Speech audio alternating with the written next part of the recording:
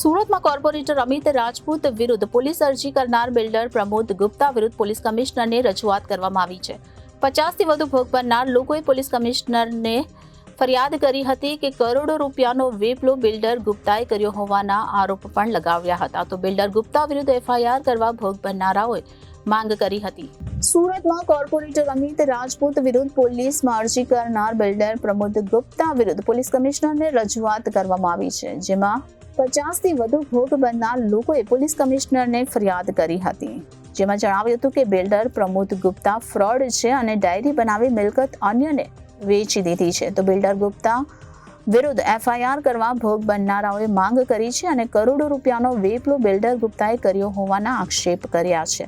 તો રાધા માધવ માર્કેટમાં પ્રોપર્ટીની ડાયરીઓ બનાવી અન્યને વેચી મારે છે આ બિલ્ડર પ્રમોદ ગુપ્તા, તેમ વધુમાં જણાવ્યું હતું। તો બિલ્ડર પ્રમોદ રાજેન્દ્ર ગુપ્તાની વિરુદ્ધમાં વધુ 7 અરજી ગોડાદરા પોલીસમાં પણ કરવામાં આવી છે અને આ પહેલા બિલ્ડર વિરુદ્ધમાં 4 અરજી રવિવારે થઈ હતી, જેમાં બિલ્ડરે એક જ દુકાન 2 વાર વેચાણ કર્યા હોવાનો આક્ષેપ આ અરજીમાં કરવામાં આવ્યો છે। તો અત્યાર સુધીમાં બિલ્ડર પ્રમોદ ગુપ્તાની વિરુદ્ધમાં અરજીઓ કરવામાં આવી છે અને આ તમામ અરજીઓ ગોડાદરા પોલીસ સ્ટેશનમાં જ કરવામાં આવી હતી। ત્યારે બિલ્ડર પ્રમોદ ગુપ્તા વિરુદ્ધ એફઆઈઆર કરવા માટે ભોગ બનનારાઓ માંગ કરી રહ્યા છે અને તે માટે 50થી વધુ ભોગ બનનાર લોકોએ પોલીસ કમિશ્નરને फरियाद करी थी। मेरा नाम अनिल भाई पाटिल है।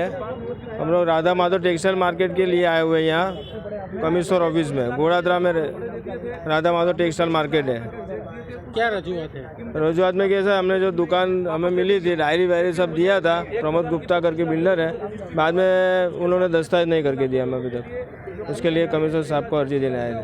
कितने लोग हैं यहाँ से करीबन 25-30 जन है। अभी 25-30 जन आए हुए हैं। कब से लोगों के साथ धोखाधड़ी की है? ऐसे तो बहुत हो गया। अभी तो हम फिलहाल 25-30 जन है और मालूम पड़ा, हमें न्यूज़पेपर में देखा कि वीडियो में देखा हमने कि भाई ऐसा फ्रॉड जो कॉर्पोरेशन इतना बड़े आदमी का पैसा नहीं दे सकता है तो हमारा कहाँ से देगा सर। वो देख के हम लोग कमिश्नर साहब को अर्जी देना है। कमिश्नर साहब ने क्या आश्वासन? कमिश्नर साहब ने जो डॉक्यूमेंट्स पूरा सबमिट करवाया हमारे पास और बोले हुए हैं कि थोड़े दिन में तुम्हारा जो भी है प्रोसेस चालू होगा, जो अच्छे तरह से काम करा जाएगा सर। बिल्डर कौन है? क्या प्रमोद गुप्ता, गोड़ादरा राधा माधव। मांग कुछ नहीं, हमारे दस्तावेज करवा दो, का तो हमारा पैसा रिटर्न दो सर। પ્રમોદભાઈ ગુપ્તા જે રાધા માધવ ટેક્સટાઇલ માર્કેટમાં બેસે છે ને બિલ્ડર છે, જે બધા લોકોના લાઈક દસ્તાવેજ કરી નથી આપતા, પૈસા લઈને કેટલા વખતથી ફેરવે જ છે, બધાને ટોપી જ ફેરવે છે ને। એમનું જ્યારે 2 દિવસ પહેલાં અમે મીડિયામાં જોયું કે સારા માણસો વિશે ઊંધું બોલીને જ્યારે બધું કરે છે તો આપણે બી બધાના પૈસા અટકા છે। એટલે અમે બધા એવું વિચાર્યું કે 2 દિવસથી જ અમે ભેગા થયા કે થોડા ખબર તો પડે કોના કેટલા રૂપિયા છે, શું છે, આ વ્યક્તિ આવો છે, તો એની એકચ્યુઅલ રિયાલિટી બહાર આવે તો વધારે સારું રહે મીડિયાની સામે અને પબ્લિકની સમક્ષ બી। તો એ અને બધાના મારા બી પોતપોતાના એક શોપના પૈસા લેવાના બાકી છે, અમને દસ્તાવેજ બી નથી કરી આપ્યા, પ્લસ જાનથી મારી નાખવાની ધમકી આપે, ઓફિસમાં બોલાવે, ધક્કા ખવડાવે।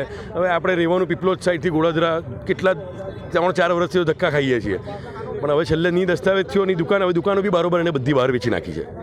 નથી દુકાન, હવે નથી દસ્તાવેજ કરી આપતા, નથી પૈસા પાછા આપવા અને પછી સામેથી ધમકી આપી છે। એટલે હવે બધા સીપી સાહેબ, ગેહલોત સાહેબને અમે રજૂઆત કરવા આવ્યા હતા। 50-100 મિનિમમ 100 જણા હશે, કારણ કે કૌભાંડ તો 100 કરોડ ઉપરનું હશે। અમિતભાઈ છે, એ બધા વ્યક્તિ જે પોતે સત્તામાં હતા ને એમના બી પૈસા છે। હવે અમિતભાઈ જેવા લોકોને બીજો પૈસા ખાઈને આવી સામે તમરી કરવી અને સામે આવી રીતે વાત કરવું હોય તો પછી આપણી જેવા નોર્મલ માણસો માટે તો કેમ થાય છે? એટલે પછી અમે બધા એકવાર ભેગા થઈને સાહેબને રજૂઆત કરીએ કે સાચું શું છે, ખોટું શું છે, ખબર પડે। ફોન પર તો એટલું મીઠું બોલે, એટલું મીઠું કે તમે વાતમાં જ આવી જાઓ, એનું કામ જ આ છે એમ। સીપી સાહેબને બસ અમે ન્યાય માટે રજૂઆત કરી છે કે સાહેબ જે સાચું હોય તે અને બધાને ન્યાય અપાવો।